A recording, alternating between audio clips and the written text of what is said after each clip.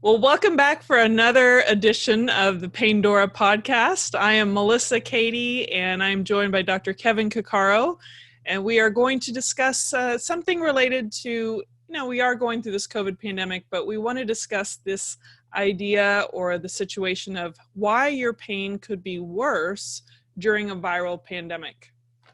Any first thoughts, Dr. Cuccaro or Dr. Kevin? Yeah, of course I always have first thoughts on this stuff, right? Now, I think this is important, right? So this comes back to, I can never remember if we actually did this episode or not, talking about what pain is and what isn't, and kind of what makes it increase and what decreases it. Mm-hmm. But when you move away, because this would be very, very confusing. If you are like, oh my gosh, I know pain, it means damage, that something's wrong with my body, then it's not going to make sense if you're staying at home and you're stuck in home. You're not coughing, you're not congested, you haven't caught the COVID, you don't have any other diseases, and yet all of a sudden your pain's flaring.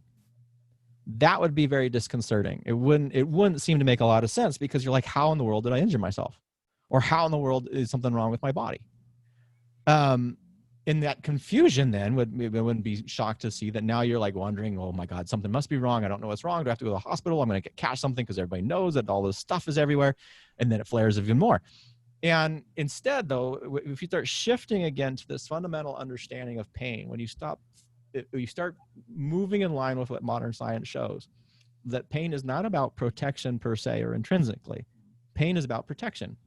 And so if we know that pain is trying to protect us from something, the primary modulator of what we need to be concerned with when pain increases or decreases is threat. Am I nervous? Am I scared? Am I stressed? What's dangerous in my life? What's dangerous do I perceive in my body? And when we pull in that threat principle and understand that, now things start making sense. Because right now I would be shocked if there are a lot of people thinking, wow, I'm safe, or the world is such a wonderful place to live in right now, rather than I'm scared to pick up the mail because God knows what's on the mail. Maybe the mailman was coughing on it, kind of a thing. And so that, I think, is just that little understanding of pulling in this idea of threat rather than damage with pain. And it starts to make sense while pain may flare. In fact, it would be I would be shocked if there are people out there who are not having flares of pain in this moment in time, because people are stressed, people are feeling threatened. There is a perception of danger all over the place. Mm-hmm. And again, the more we understand pain, then that tight relationship that we have with danger, it would make sense that your pain would flare. And that's not to say that your spine's disintegrating, your body's falling apart. The pain is 100% real. It's 100% awful. No one likes it. But the fact of the matter is, when you start understanding this threat and danger principle, now what we know is how can we help ourselves feel safe?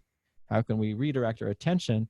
And then we can actually feel better, which is even more important in this day and age, since you can't go to the hospitals or clinics or anything else right now. You're supposed to stay home, right? And pain is on that non-essential list. Right. Right. Unless it's associated with those rare emergencies, which are a very tiny percentage. Like crushing chest pain. Yeah, chest pain. Or that'd be a reasonable. Bone sticking out of your leg. That's a little bit different. Yeah. Well, I mean, it's you mentioned this idea of not feeling safe with just the virus itself, whether it's just been coughed onto your mail or. And we know there's various timings with the surfaces, and I'm not going to get into that because it seems to be changing on a daily basis. But it's not just those senses of threat, but people's incomes and can be a threat to their survival.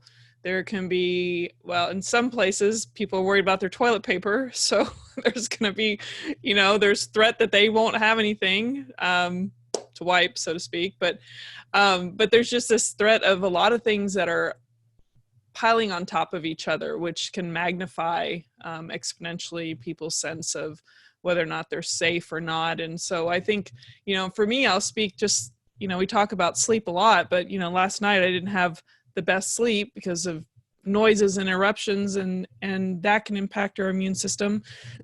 People are trying to strategize their business and how to keep it afloat, and they're not getting sleep. I mean, those are definitely other areas that are threatening to the body itself when you can't support that immune system to fight off whatever might come your way. Well, and that's a key piece to distinguish. So there's perceived threat, right? So what are the threats that we see? And then there's bodily threats as well. And those, the brain responds in the same way. So those would be things like lack of sleep, or now you're feeling fatigued, you have energy reserves are low, your brain doesn't like being non-rested. Sleep is essential. Without sleep, you die. But that's a threat, right? And so it just kind of moves into that same understanding of when you start moving away from the idea that pain equals damage to pain is about protection, it transforms how you see or how you experience pain, number one, and number two, what you can do for it. Because all it becomes is identifying what those threats are and then finding ways to either address them or feel safe or to redirect your attention. Right. And so if you're sleeping, or if you didn't sleep last night because you have animals running around your backyards making alarms going off, then and your pain flares, it no longer is, oh my God, I'm so tired and my pain is flaring. This is so awful. Something must be wrong with me even more because my pain's so bad. Instead is, oh my God, I didn't sleep really good. Oh God, my pain is flaring. Probably because I didn't sleep well and my body and brain are feeling threatened. I need to focus on my sleep. And now, since we're focusing on sleep, now that we have a solution, we have a course of action that we can engage in. Just by taking that sense of action and making sense of the scenario, we've now improved a sense of personal control. We're increasing our sense of safety. And again, then it becomes more likely that our pain is actually going to reduce. Will it go away completely? Maybe, maybe not. More likely than not in some scenarios. But it's a lot better than not, having the threat of not sleeping, feeling horrible because you didn't sleeping, and now your pain is flaring and you don't know why, and you have all this uncertainty, and now you feel even more unsafe, and that's even worse, which is more likely to impair your sleep tonight. Right. So. Right. Well, and it's interesting, the things that, you can do to help yourself when, what I've noticed is I've been doing a little more sitting, hence being in front of a computer. I have had less variety of motion. I've had a little bit less active, but I'm still trying to be active. But the moment that I was, recognizing like tightness, it wasn't quite pain. I was just feeling sensations of tightness. And then I was noticing certain extreme, if I was laying on my stomach, and just in general, the sensations were starting to creep. They were starting to get a little bit more tension, and then it started becoming what I would normally would call pain if I wasn't familiar with it. But this trend has happened to me multiple times before, where I start feeling and sensing things again tighter, and it's not adapting well to certain positions. And so I made myself go outside and do walk. I didn't go into my jog until I kind of get my body ready for that kind of activity, and gradually did some slower motions and then worked into the jogging. And I know in the past I've been told by, friends of mine that I, shouldn't run because of all this degenerative disc disease and stuff like that. And I'm like, it's such hogwash. So anyway, I feel better today from what was actually uncomfortable. It actually, at first, in certain points of it was a little uncomfortable. You could probably consider pain, but I know how my body has responded because I've put it in those predicaments before, and I've addressed it with more variety of motion and movement. And the benefit the next day was, in fact, even right afterwards, there was some soreness, but it wasn't like unbearable, and I didn't see it as a negative threat or anything like that. So today I feel better that I, whether my attributions are correct or not, I felt like I knew that I was threatening myself by not moving, or at least that's how my body responds to it. So, and those sensations were almost your body's way of telling you of a threat, right? There is saying, it's like, get off your rear end and go do something. And they're calling attention. This is not our normal. You might want to pay attention to this. What should we do next, right? That's all the sensations telling you. Yeah. And the other advantage that you have as compared to, or I should say, the advantage that you have that we're hoping people get as they listen to these episodes is you understand pain. And so those sensations, then when you remove the threat associated with them and you replace it with some understanding and awareness of what, oh yeah, this is just telling me this, it's not saying this, there's not this unknown factor of what this means. When you have that sense of certainty with it, and you're not, again, you understand what it means is not my body is falling apart, but I need to move, or I need to do this, or that's calling my attention to take a course of action, you're less likely to experience pain. You know, It's funny because when we look at actually just even the more you understand about pain, the less pain you tend to experience and the less intense it is.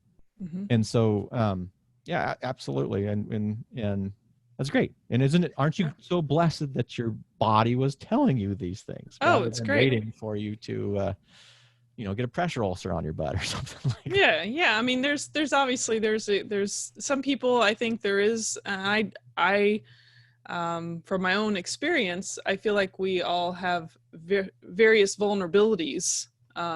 Some of us can sit longer than others without, getting the sensation, doesn't bother them as much, but yet they still move and they're fine and they don't get these extreme sensations. But I can tell you from that little experience I mentioned that it's built belief in not only my body, but also belief in myself that I can help self-correct that, because over and over again, I've proved it to myself that have the capacity to change this experience. And that's what I think we want to give people hope, that there is a way to change your pain, but it also depends on how you're understanding it, reading it, addressing it, and, interpreting it.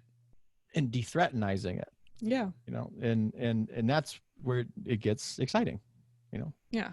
It's we're kind of geeks on this stuff because we can actually say we get excited about pain, and most people think we're crazy, but it is really important for people to understand that there are some really valuable, it's when you understand pain, it helps you understand so many things in life. And when you look at just the human body and the nervous system and stress and anxiety, PTSD or post-traumatic stress disorder, all these things help you really kind of see it as just this spectrum of threat and how your body's responding to it. Absolutely. Yeah, I know. I'm just like, you talk about that quite a bit. And I guess in a way I'm always, even though I love to teach, I'm always a student as well. And there's so much for us to still learn about pain, but there's so far we need to go in this country to help people just get the basic foundations down. Well, I think this is one of the reasons that we talk about this stuff too, is because we're hoping to go to a point where we can start really engaging and like going to that more advanced stuff. I mean, that stuff is exciting. That's all exciting, but that stuff gets really, really exciting. But it's like anything, you can't get to the more advanced material without having a foundation. Right. Which is one of the frustrations, I think, when it comes to pain, is that everybody's saying, well, tell me what to do, right? And there's certain things that you can do, but these magic buttons, it's not a magic button. It's more like it takes a little bit of work, right? It's I guess the closest example, if someone's having financial stress, you can give them $1 million. But without having an understanding of finances in general, that's a temporary measure.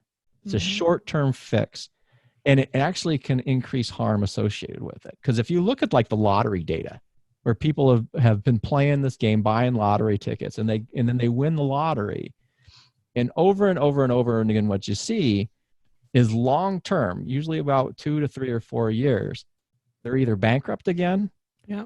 Their family relationships are now impaired because they didn't have that financial understanding when it started.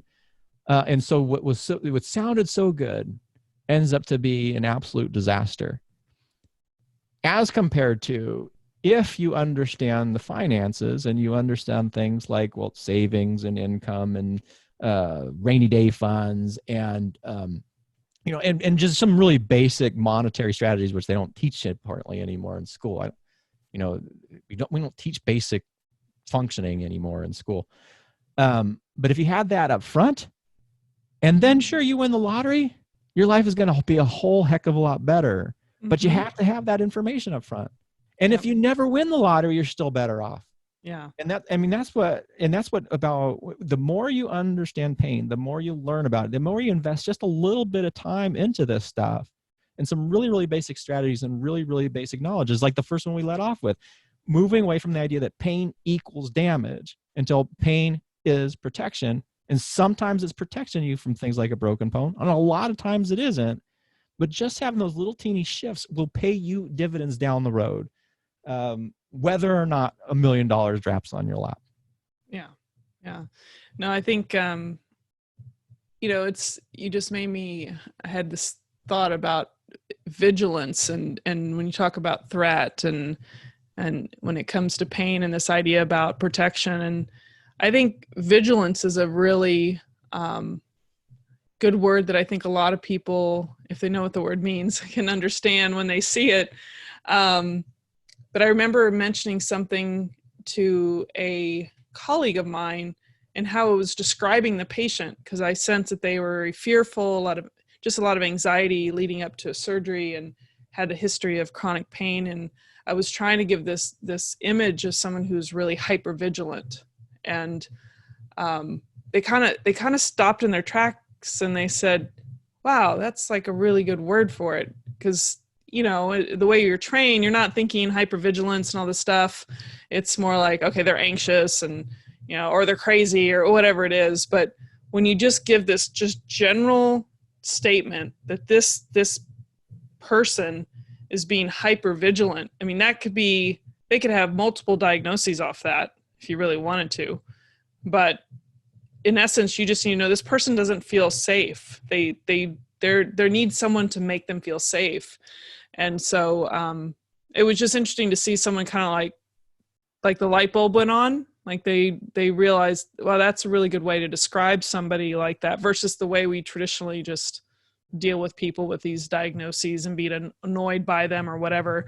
Which disempowering definition. Yes. But I mean, the moment you bring it even to the patient's attention that, you seem to have a really good nervous system. It's like super hypervigilant looking out for you. I mean, that just drops a lot of this, what's the word I'm looking for? Uncertainty, I would say part of it.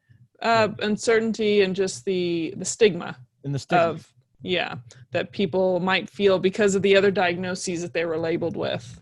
Well, you switch. That's a perspective shift too, right? Mm-hmm. If you tell someone they're anxious, that has a negative connotation to it. Yeah. Like you're anxious. And in some ways that says that whatever you're experiencing is invalid. Yeah. Because it's not normal and now you need to take Klonopin or something for it, right? Mm-hmm. But shifting it to vigilance has a more positive connotation with the word. And we're saying hypervigilant, vigilant, the root of it, the etymology is like awake, to stay awake, right? So now you're saying super awake. Yeah. That's a big difference because now what you're saying is you're super awake and alert. It's a strength sounding. That's a strength sounding thing. And so before we would say this was a negative thing. Now I loved how you frame that as you have a highly protective nervous system. It's really engaged and it's working hard to keep you safe. Yeah. That little perspective shift alone changes that experience is associated with. Is your heart still racing? Probably. Is your tension scanning? Yeah. Is your stomach may have butterflies in it, but that's a different perception to have, saying I'm hypervigilant, I'm protecting myself, and I'm anxious, I'm uncertain. Is this right? This is, other people don't feel this way. It doesn't matter what other people feel. This is your feelings. This is your experience in that moment of time. And if you're hypervigilant, there's a reason. The reason is you're seeing a lot of threat, or you're perceiving there's a potential possibility of a lot of danger, and your brain and body are doing the best it can to protect you. So yeah, I agree. The words, that's a whole nother episode. Yeah. The words and language that we use and how that influences your own internal perception of what's occurring to you, but then it actually impacts other people around you. And did we talk about that just with like physicians and healthcare providers and the words that we use, and the power that has with our patients and clients. But then you start thinking about your friends and family members and the words that they're using as well. It's just having, again, a level of awareness on the terminology and framing things to what actually is protective, what decreases that threat. And, hypervigilance is one of them. It's a much better term than calling people anxious or hypochondriacs or trying to think of the other ones. Yeah, I know there's more out there. Yeah. There's, or just even like diagnoses that, the different names we use, like you said, but, yeah, I made a note here that we'll have to maybe talk about that, in a future episode. But I think that's probably a good place to finish off with. It's just this idea of vigilance, that hypervigilance during a viral pandemic is a typical response out of concerns or fears, and that in and of itself can lead to someone's pain to be worse, because of the way pain is there to really protect you and keep you safe. And there's a lot of layers of different concerns and fears people have during a situation like this. Absolutely. Any last thoughts, or want to close us out? Final words.